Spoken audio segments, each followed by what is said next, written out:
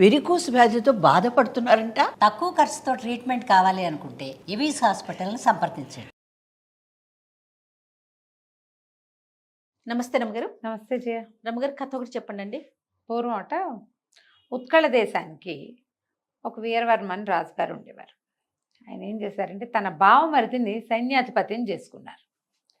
ఈ బావమరిది ముందు రోజుల నుంచి ఏదో బావగారు తనకి చాలా మర్యాద ఇవ్వలేదని, అలా గౌరవం ఇవ్వలేదని అలాంటి ఫీలింగ్స్ ఉండేవి. ఆయన మొహం పెద్దగా గిట్టేది కాదు, అక్క మొగుడైనా కూడా.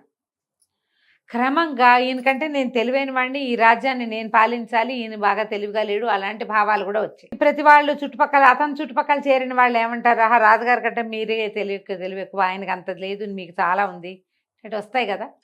ఈ భుజంగవర్మ అనే పేరున్న ఆయన బావమరిది ఒకనాడు తన బావగారిని సంహరించి రాజ్యానికి రాజైపోయాడు. వాళ్ళ అక్కగారు అంతకుముందే గతించింది. ఈ రాజుగారికి ఒక కుమారుడు ఉన్నాడు, అనంతవర్మ. అతను ఆ సమయంలో ఒక 18-19 సంవత్సరాలు ఉంటాయి అతనికి. ఎక్కడికో వెళ్ళాడు కొంతమంది స్నేహితులతో కలిసి. రాజకుమారుడు వచ్చే లోపల భుజంగవర్మ గారు రాజైపోయాడు. ఎప్పుడైతే ఈ వార్త బయటకు వచ్చేసింది, ఆయన రాజైపోయాడు, ఈ రాజు అంత్యక్రియలు చేసేశారు, ఏం లేదు ఇంక ఇక్కడ. రాజకుమారుడు దొరికి చంపేస్తారు ఎప్పుడో ఒకప్పుడు. అతను ఆ ప్రయత్నం కూడా చేస్తున్నాడు. మేనల్లుడిని బతికించి ఉంచే ఉద్దేశం ఆయనకి లేదు, వచ్చేదాకా వెయిట్ చేస్తున్నాడు. అయితే కుర్రాడికి చాలామంది స్నేహితులు ఉన్నారు ఊళ్ళో. వీళ్ళు ఉత్తరాలు రాసి అంచెల మీద కబుర్లు పెట్టి, నువ్వు రావద్దు, నిన్ను చంపేస్తారు, సమయం కోసం వేచి ఉండు, నువ్వు ఇంకా కుర్రాడివి కాబట్టి అని వార్తలు పంపారు. ఇతనికి కూడా ఏదో చేసేసేయాలని లేదు, అంత వయసు కూడా లేదు. ఇక ఊళ్ళోకి వెళ్ళాల, అంటే నగరంలోకి వెళ్ళకుండా యువతల, నగరానికి యువతలు ఉన్న 1-2 గ్రామాల్లో ఏదో ఆశ్రయం చూసుకున్నాడు. పెద్దగా తిండి తిప్పలకి కుదరటల్లా, ఏదో తన దగ్గర సొమ్మున్నన్నాళ్ళు నడిచింది. తర్వాత ఎప్పుడు డబ్బు ఏదైనా పని చేసి డబ్బులు దొరికితే దొరికినట్టు, లేకపోతే కాయా కసరు తింటూ కాలక్షేపం చేస్తున్నాడు. నగరం నుంచి ఏదైనా సహాయం వచ్చేదాకా ఇతను ఇక్కడే ఉండాలి. ఒకనాడు ఏమైంది, ముందు రోజు ఏదో తిన్నాడు, ఊరి బయట అడవిలో బాగా వెలగపళ్ళు, నేరేడు పళ్ళు అవి ఉన్నాయని వార్తుండి కొన్ని పళ్ళు కోసుకుందామని, అవి నిలవ కూడా పెట్టుకోవచ్చు, వెళ్ళాడు.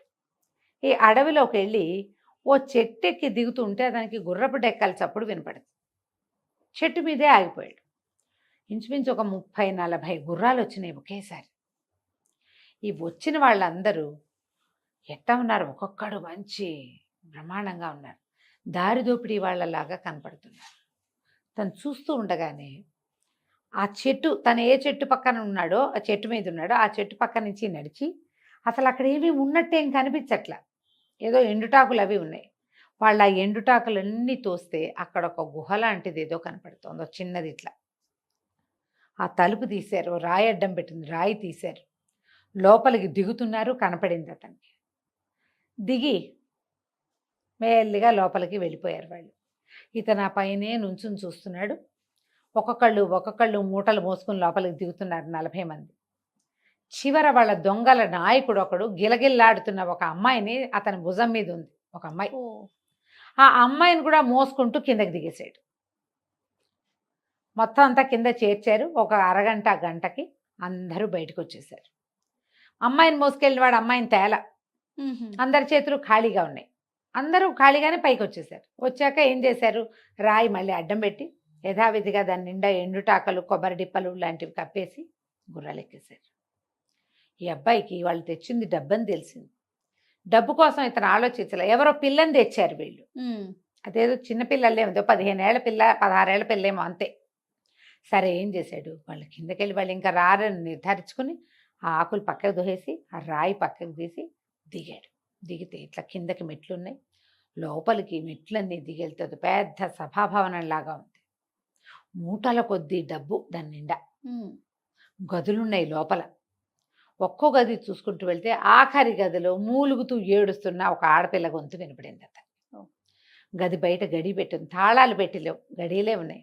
ఒక్కో గది తీశాడు, అన్నిట్లలో వజ్రాలు, వైడూర్యాలు, ధనం, కొంత ఏవో రకరకాల ఆహార పదార్థాలు, పాడవనివి అట్లాంటివి చాలా ఉన్నాయి.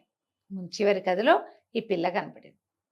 తీరా ఇతను లోపలికి వెళ్ళి ఆ తలుపు తీసి ఆ నోటి కట్లు ఇప్పేసరికల్లా అతను గుర్తుపెట్టాడు, అమ్మాయి ఎవరో కాదు, తన తండ్రిని చంపిన దుర్జయవర్మ ఉన్నాడు కదా, ఆ రాజుగారు భుజంగవర్మ, అతని కూతురు రాజకుమార్తె, ఇప్పుడు ప్రస్తుతం రాజు హేమలత ఆ పిల్ల పేరు. ఆ పిల్లగా బుక్కుని తను కాళ్ళు పట్టుకుంది, మీరు ఎవరో నన్ను రక్షించండి ప్లీజ్, వీళ్ళు కాళికాదేవికి బలి ఇవ్వడానికి నన్ను తెచ్చారు దొంగలు వీళ్ళు, నన్ను రక్షించండి, నేను భుజంగవర్మ గారి అమ్మాయిని. తనకు తెలుసు ఒళ్ళు మంటగా ఉంది, మా నాన్నని చంపిన వాడికి కూతుర్ని నేను రక్షించాలా అని ఒక పాయింట్. పాపం చిన్నపిల్ల, అందులో మేనమావ కూతురు, ఇది బలైపోతుంది వృధాగా. సరే ఏం చేశాడు, వచ్చేసేయి నాతోటని బయటికి తీసుకొచ్చేసాడు. తలుపు గడి పెట్టేసి ఈ పిల్లని బయటికి తీసుకొచ్చేసి మళ్ళీ యథావిధిగా కప్పేశాడు. రూపాయి దేల అక్కడి నుంచి పిల్లని మాత్రం తీసుకొచ్చేసాడు. దొంగ సొమ్ము అది మనకెందుకు అనుకున్నాడు. ఇంటికి తీసుకొచ్చి ఇతని అడవి పక్కన నగరానికి అవతలగా ఉన్న ఒక పల్లెలో ఉంటున్నాడు. ఆ పల్లెలో ఒక బ్రాహ్మణ ఇంట్లో ఇతను ఉన్నాడు. ఈ అబ్బాయి రాజుల అబ్బాయిని వాళ్ళకి తెలుసు, రాజకుమారుడు అని తెలీదు. ఎవరో రాజుగారు అబ్బాయి బతికి చెడి తలదాచుకుంటున్నాడు. తీసుకెళ్ళి వాళ్ళ ఇంట్లో పెట్టాడు.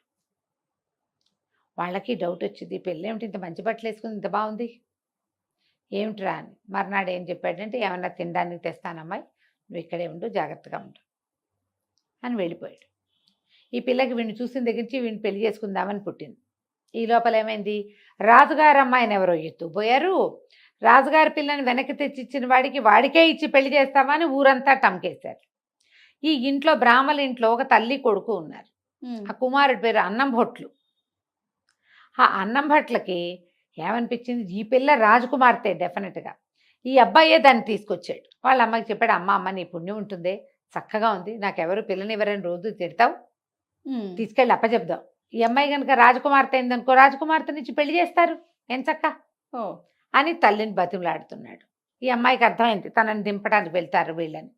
సాయంత్రం అతను పళ్ళు గిళ్ళు కాయలు మోసుకొని వచ్చేసరి కల్లా ఈ అన్నం భట్లు అటకాయించాడు. ఈ అమ్మాయి రాజకుమార్తె కదా, రాజుగారికి అప్పచెప్పడానికి తీసుకెళ్ళిపోతున్నాం మేమని. ఇతను అన్నాడు, సరే తీసుకోండి అని అమ్మాయికి చెప్పాడు. అమ్మాయి వీళ్ళతో పట్టు వెళ్ళిపో. అతనికి వాళ్ళకి ఎదురుపడడం ఇష్టం లేదు, తను ఊళ్ళోకి వెళ్తే తన్ని పట్టేస్తారు. అవును, ఏం చేస్తారు, అందుకని అన్నం భట్లతో వెళ్ళిపో, వాళ్ళు నిన్ను దింపేస్తారు అని అన్నం భట్లకి ఏం చెప్పారు, అడవిలో ఏదో గుహలో ఈ అమ్మాయి దొరికింది, ఎవరో కాళికాదేవికి బలి ఇవ్వటానికి ఇక్కడ పెట్టారని కనపడి నేను తీసుకొచ్చానని చెప్పుకో, వాళ్ళు ఇచ్చిన బహుమతి ఏదో నువ్వు తీసుకో, ఇన్నాళ్ళు నాకు ఆశ్రయం ఇచ్చారు మీరు, అప్పుడేం డబ్బులు తీసుకునే రోజులు కాదు. వాళ్ళ ఇంట్లో వెనకాల ఉన్న వరండాలో 2 గదుల్లో ఉంటున్నాడు ఈ అబ్బాయి. ఎప్పుడైనా కలిగితే వాళ్ళే అన్నం పెట్టారు కూడా ఇతనికి, మీరు సంపాదించుకోండి, మీకు ఏది వస్తే అది తీసుకోండి, పిల్లని సేఫ్గా తీసుకెళ్ళి అప్పచెప్పండి అన్నాడు. ఈ అన్నం భట్లు రాజకుమార్తెని వెంటబెట్టి తీసుకుపోయి రాజుగారికి అప్పచెప్పాడు. నేను మామూలుగా కాదండి, 500 మంది దొంగల్ని సొరకాయలు నరికినట్టు నరికేసి మీ అమ్మాయిని రక్షించాను, ఇదిగో నాకు బహుమతి ఇవ్వండి అన్నాడు. అనేసరికల్లా వాళ్ళు చాలా సంతోషించి అందరూ పొట్ట చెక్కలు అయ్యేలాగా నవ్వి, ఇతను చూస్తే గుండు పిలక స్థూలకాయం, వీడి వల్ల ఏమవుతుంది, ఎవరినైనా కొట్టడం వాళ్ళకే తెలుసు, శ్రోత్రియ బ్రాహ్మడు ఇతనేం చేయలేడు, ఏదో చెప్తున్నాడని విన్నారు. చెవులకు రత్నకుండలాలు వేయించి చక్క బంగారు జరి పని చేసిన శాలువా గప్పి 1000 వరహాలు చేతిలో పెట్టి వెళ్ళండి బాబు అనేసరికల్లా, అదేమిటి మీరు టంకేయించారు కదా రాజకుమార్తెనిచ్చి వివాహం చేస్తామని అంటే, ఆయన రాజుగారు మళ్ళీ నవ్వాడు.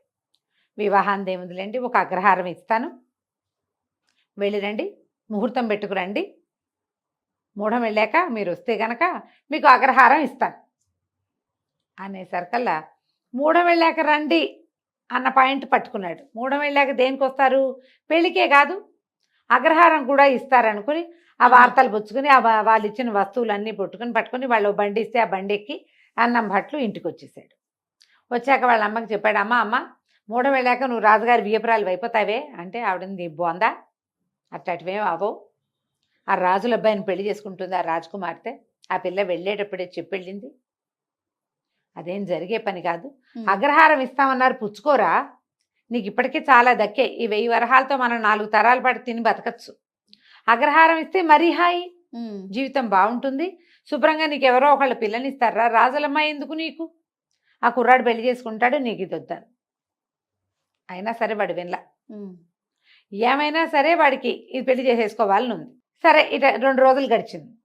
ఈ లోపల ఏమైంది, ఆ రాజకుమార్తె ఏం చెప్పింది, కాదు నాన్న, ఈ బ్రాహ్మణ అబ్బాయి నన్ను రక్షించలే, అడవిలో నన్ను ఒక గుహలో వద్దాను లాంటి దాంట్లో బంధించారు, ఒక రాజకుమారుడు ఈ బ్రాహ్మణ ఇంట్లో ఉన్నాడు, ఖచ్చితంగా అతను ఏదో పెద్ద వంశంలో పుట్టినవాడే, అతను రక్షించాడు. అతన్ని నేను చెట్టు మీద నుంచి చూశానని నన్ను రక్షించి ఆ మొత్తం గుహల నిండా బంగారం వెండి సామాన్లు ఉంటే ఒక్క కాసు కూడా తీసుకోలే, కేవలం నన్ను రక్షించడానికే వచ్చాడు. దొంగ సొమ్ము అంటుకోనివాడు రాజు నన్ను రక్షించాడు, నన్ను బయటికి తీసుకొచ్చాడు, వీళ్ళ ఇంట్లో ఉంచాడు, తనతో ఉంచుకోలేదు, బ్రాహ్మణ ఇంట్లో అట్టెపెట్టాడు నన్ను.